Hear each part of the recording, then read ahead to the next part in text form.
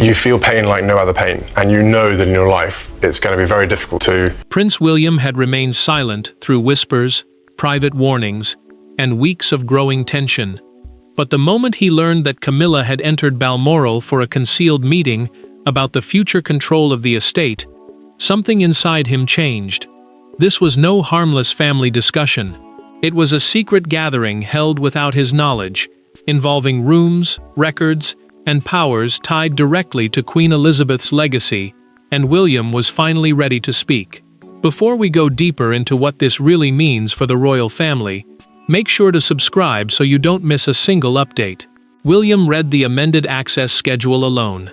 The document showed that Camilla had traveled to Balmoral and met privately with 2 senior estate advisors and King Charles's private secretary to discuss transferring greater operational authority over the Scottish residents to her household. Balmoral was not merely another royal property. It was the family's private Highland home, closely tied to Elizabeth's final years, William's memories of her, and the future experiences of his children. The prince circled one entry with a pen and stopped. The schedule placed the queen consort inside the private archive wing during hours when the building was officially closed. That restricted area held personal records and family correspondence never intended for ordinary household access. Neither William nor Catherine had been informed, even though the future king had previously been assured that any major change involving the estate would be discussed with him. Charles called moments later. The king urged restraint, warning that an angry response could turn a household disagreement into a public crisis. William answered with controlled force. Silence, he said, would now look like permission. The family could no longer disguise secrecy as protection, especially when decisions involving his grandmother's legacy were being made behind closed doors. Then the real purpose of the meeting emerged. The discussion had gone far beyond staffing or maintenance. Camilla's advisors had raised questions about access to private correspondence, control over restricted rooms, approval of future guests, and who would hold final authority during royal stays. Those powers mattered, because control over Balmoral meant control over who entered its most private spaces, and which parts of Elizabeth's history remained protected. One advisor refused to sign the proposed memorandum, a written agreement outlining the changes. Troubled by language that contradicted assurances once given to the late Queen, he sent a documented copy directly to William's office. The prince read the final page twice. Someone had expected the transfer to proceed without challenge. William decided he would speak publicly. Before releasing any statement, however, he demanded one answer. Who had authorized the secret meeting? The reply came quietly. The approval had originated inside the king's office. Yet William's anger was only the surface, because behind the exposed meeting stood 3 people carrying very different fears, and one of them had far more to lose than Balmoral itself. Balmoral was never simply stone, land, or royal property. For William, it carried the final memories of a grandmother who had shaped his understanding of duty. For Charles, it represented inheritance, grief, and the unbearable weight of succession. For Camilla, however, it had become something more complicated, a place where she was expected to stand as queen, yet constantly reminded that another woman's memory still ruled the emotional heart of the monarchy. William carried Balmoral differently from everyone else. His memories reached back to childhood summers, private conversations with Queen Elizabeth, and the painful days after Diana's death, when the estate became both refuge and prison. That history made the secret meeting feel like more than a challenge to procedure. It felt like an attempt to rewrite promises connected to his grandmother's rooms, her papers, and the private spaces she had once assured him would remain protected. The prince admitted as much to Catherine. He told her the meeting seemed designed not only to exclude him, but to weaken his place before the next transfer of power. She listened without interrupting, knowing his anger came from grief as much as authority. Catherine then revealed that one proposed change would require their household to seek approval from Camilla's office before using a private cottage Elizabeth had once made available to William. The detail transformed suspicion into something painfully concrete. Camilla returned from Scotland carrying a different kind of wound. Alone with a trusted aide, She removed her gloves and confessed through a documented private conversation that she was tired of entering royal homes where every room appeared to measure her against women who came before. Balmoral was the final residence where her position still felt uncertain. Long-serving staff followed customs created under the late monarch, while several private rooms remained effectively untouchable. Charles had tried to calm that insecurity. The king had privately encouraged her to establish practical authority, meaning greater control over staffing, schedules, and daily operations. But he had never approved access to the archive wing, nor had he authorized restrictions on William's household. His vague reassurance had opened a door he never expected her advisors to push so far. Camilla believed she was securing her place. William believed she was dismantling his grandmother's legacy. Catherine saw the danger clearly. Both sides were acting from fear, and fear inside the monarchy rarely stayed private for long. Then an older memory returned. During the previous autumn, a confrontation at Balmoral had ended with one private door closed against Camilla. The humiliation had lasted only minutes, but the resentment it created had been growing ever since. The secret meeting had not begun with a sudden decision in Scotland. It had begun months earlier, during one strained evening, when a single closed door turned private resentment into a royal battle plan. Every royal rupture has a moment that appears insignificant until history looks back and recognizes the point of no return. In this case, it was not a public argument or a formal decree. It was a private dinner at Balmoral, followed by a locked room, a rejected request, and a sentence William delivered so quietly that Camilla never forgot it. From that night onward, the castle stopped feeling like a family refuge and became contested ground. Camilla made the request during an autumn family gathering, when old tensions were already pressing beneath polite conversation. She wanted Queen Elizabeth's private sitting room reopened and absorbed into the Queen Consort's official Balmoral apartment. That apartment was the group of rooms assigned for her use during royal stays, and gaining the sitting room would have carried more than practical value. It would have signaled that the household had fully accepted her authority inside the late monarch's most personal residence. The keeper of the royal archives refused.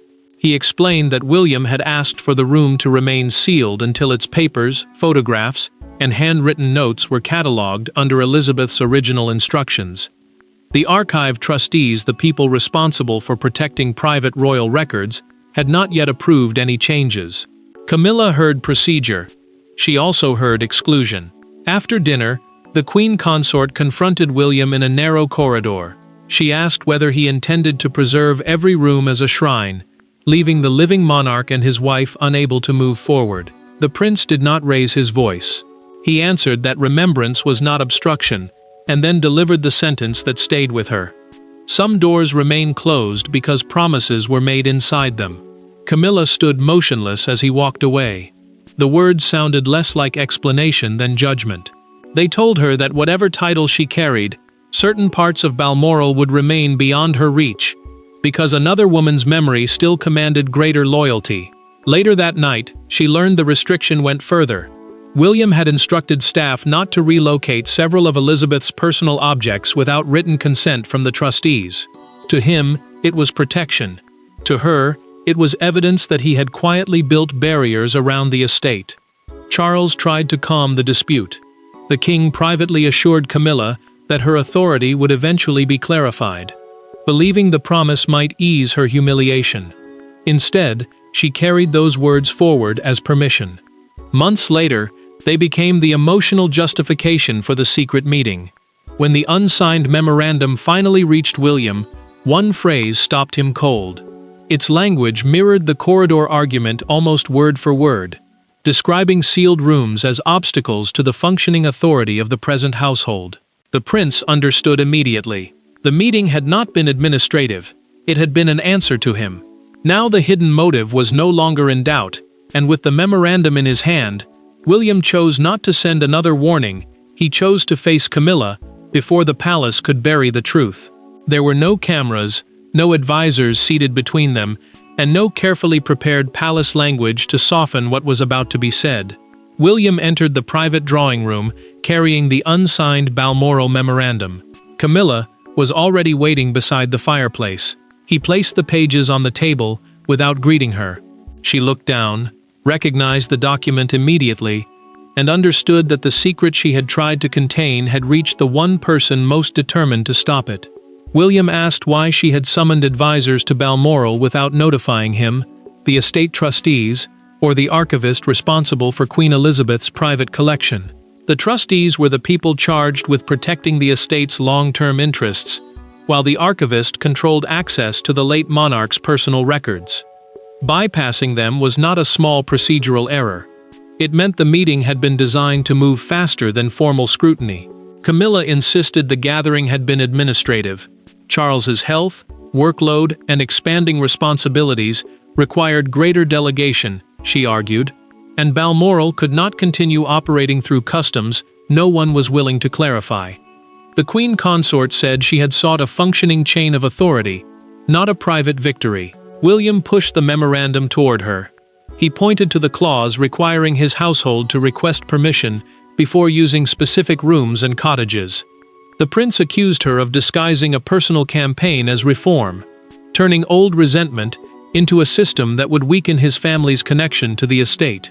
His voice remained controlled, but the anger beneath it was unmistakable. Camilla's composure finally cracked. She said she would not spend the rest of her life being treated like a guest in residences attached to her husband's crown. Every restriction, every sealed room, and every whispered comparison made her feel that the title had changed while nothing else had.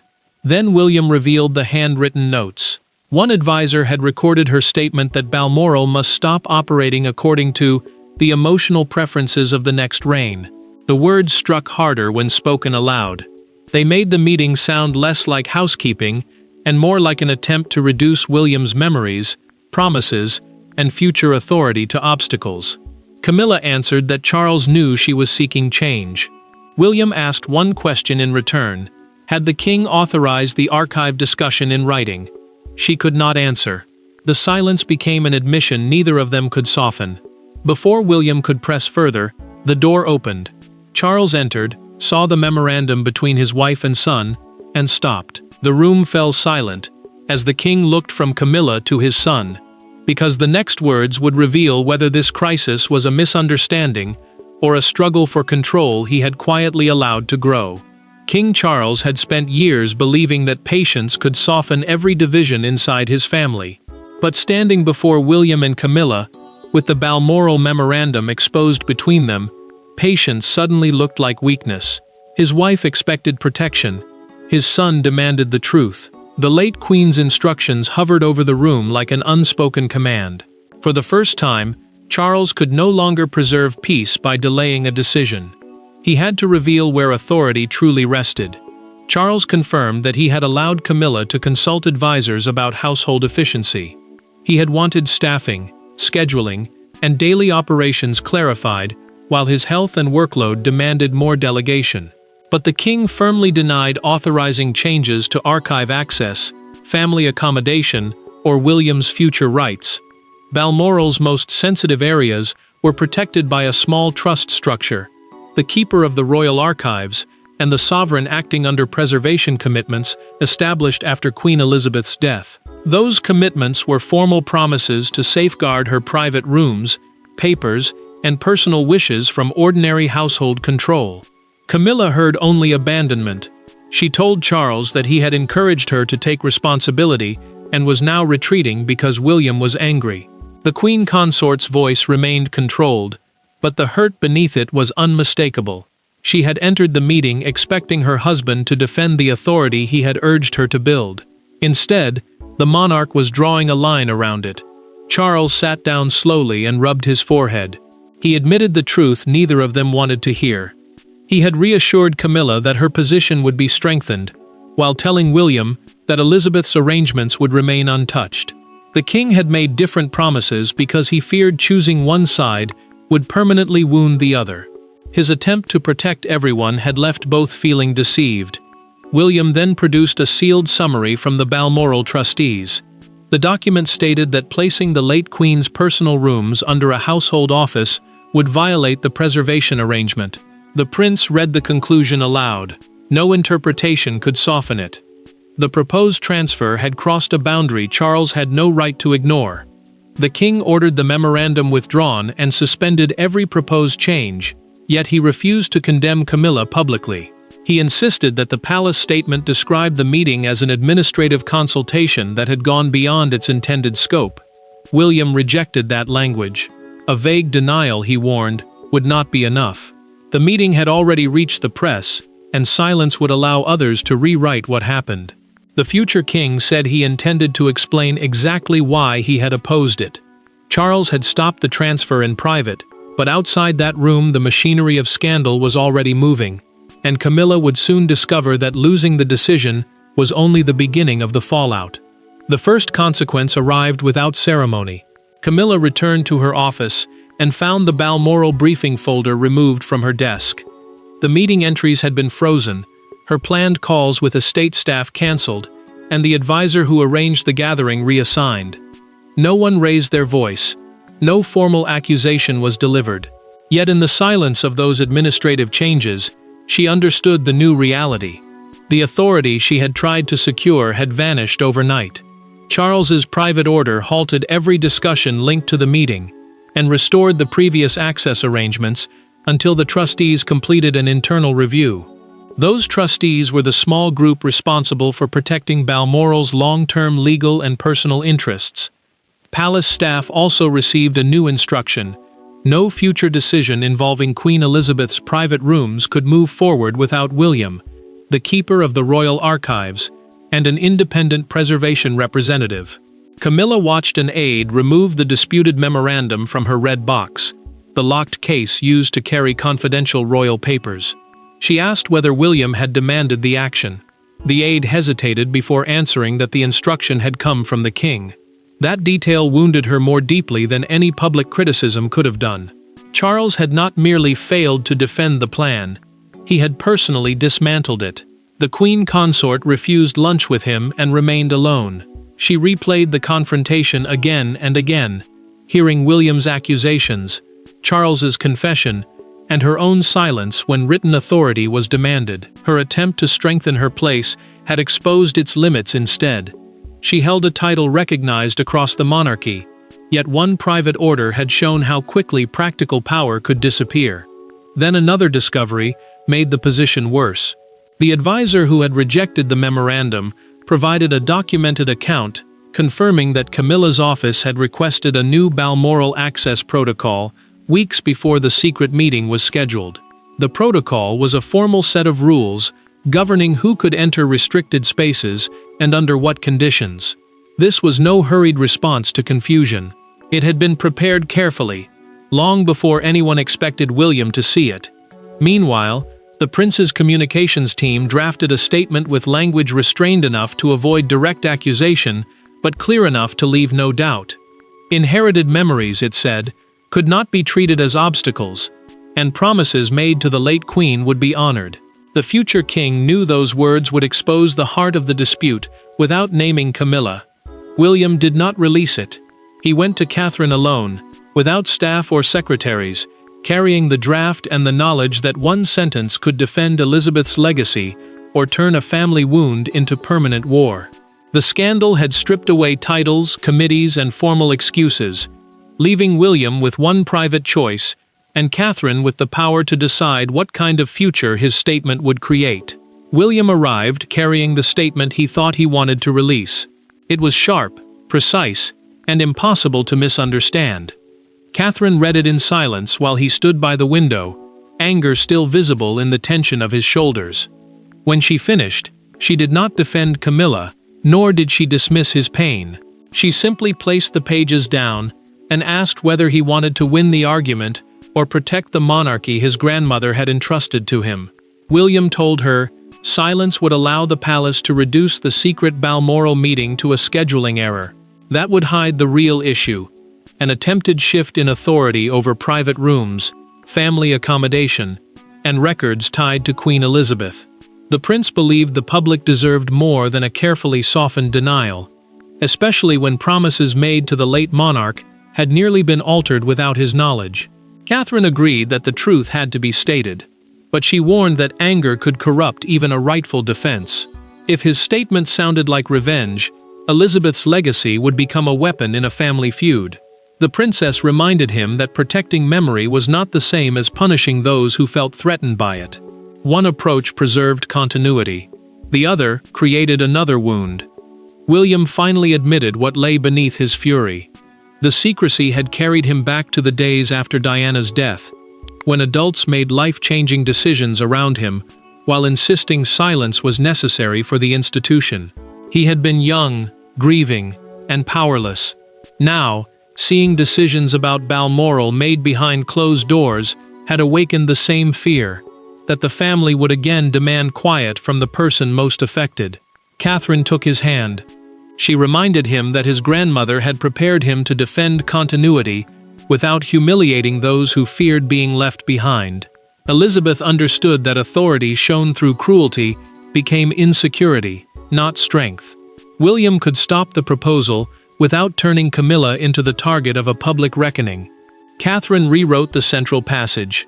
The new version confirmed that the Balmoral proposal had been rejected, established William's role in protecting the estate, and stated that all future decisions involving the late Queen's private spaces would require formal preservation review.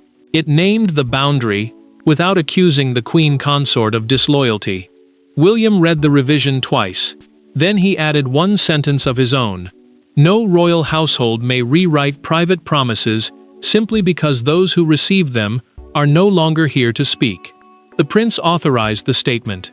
By dawn, William's carefully chosen words had escaped the palace walls, and a single image outside Buckingham Palace would show exactly whose side the public believed he had taken. The statement was released at 7 in the morning, and within minutes, the argument over Balmoral became something larger than royal property. It became a question of memory, loyalty, and whether power should erase promises made to the dead. William had not named Camilla as an enemy. He had not attacked his father. Yet every line carried a clear message. Secrecy had crossed a boundary, and the future king would not allow Queen Elizabeth's final wishes to be quietly rearranged. Buckingham Palace confirmed that the Balmoral proposal had been withdrawn. Every previous preservation arrangement remained in force, and William would be consulted on decisions involving the late Queen's private spaces. Those arrangements were the safeguards protecting her personal rooms, papers, and possessions from ordinary household control. The announcement mattered because it transformed the prince's private objection into recognized authority. What had begun as a concealed meeting was now a public boundary the palace itself could not deny. Broadcasters immediately described the statement as William's strongest assertion over the emotional legacy of the previous reign. The prince had not inherited the throne, but he had shown that the future monarchy would not be built by erasing the promises of the past. His restraint made the message more powerful. There was no insult, no accusation, only a line that could not be crossed again. Charles watched the coverage in silence. The king told an aide that his son's wording was fair, yet sadness weighed heavily in his voice. William had protected Elizabeth without humiliating him, but the dispute had still exposed a divided household. Charles understood that every public victory for one side deepened the private suffering of the other. Camilla read the statement alone. The Queen consort paused at the sentence, declaring that private promises could not be rewritten simply because those who received them were no longer alive to speak. She knew the country would connect those words to her Balmoral meeting.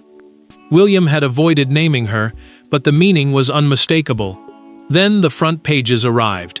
One major newspaper carried the headline, "William draws the line at Balmoral," above a photograph of him leaving a memorial service beside Catherine.